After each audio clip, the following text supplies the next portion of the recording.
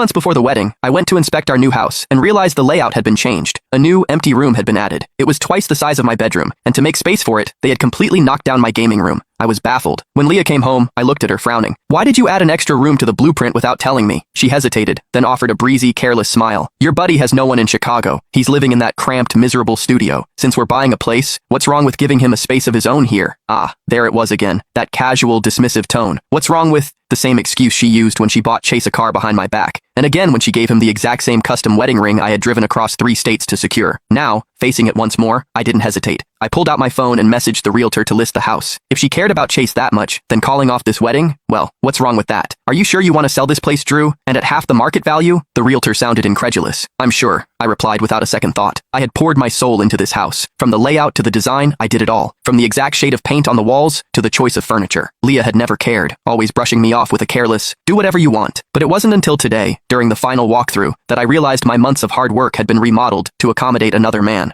To make room for Chase, she had shrunk my bedroom by half and completely demolished the gaming room I had spent weeks planning. If that was the case, this house didn't need to exist. "Who are you texting?" Leah leaned in to peer at my screen, but I locked my phone before she could see. "The contractors." "Oh, well, make sure you tell them Chase's bedroom needs warm white paint, and get him a high-end dehumidifier. Summer is coming, and he gets miserable in the humidity." She said it so naturally, as if taking care of him was as vital as breathing. But when it came to me, she had never cared. Despite my severe eczema that flared up every humid summer, she had always dismissed my pleas for a dehumidifier as a waste of money. Pulling myself out of the memory, a bitter smile touched my lips. "Sure," I said. At dinner, Chase let himself in, familiar with the keypad code as always. He sat down in his usual chair and took the personalized set of silverware Leah handed him. "What are you standing there for?" "Scoop some rice for Chase." Leah nudged me, her voice sharp with impatience. In the past, I tolerated it because he was supposed to be my best friend. But now, I was suddenly done tolerating it. I scooped my own food, sat down, and reached for a side dish. Chase froze, his empty bowl still hovering in the air. Leah's brow furrowed, her voice rising in anger. "Drew, what the hell is wrong with you? Chase hasn't even been served yet and you're already eating." My grip tightened on my fork. I looked up, staring right at her. Is he my father or my king? Why am I expected to wait on him hand and foot every single time?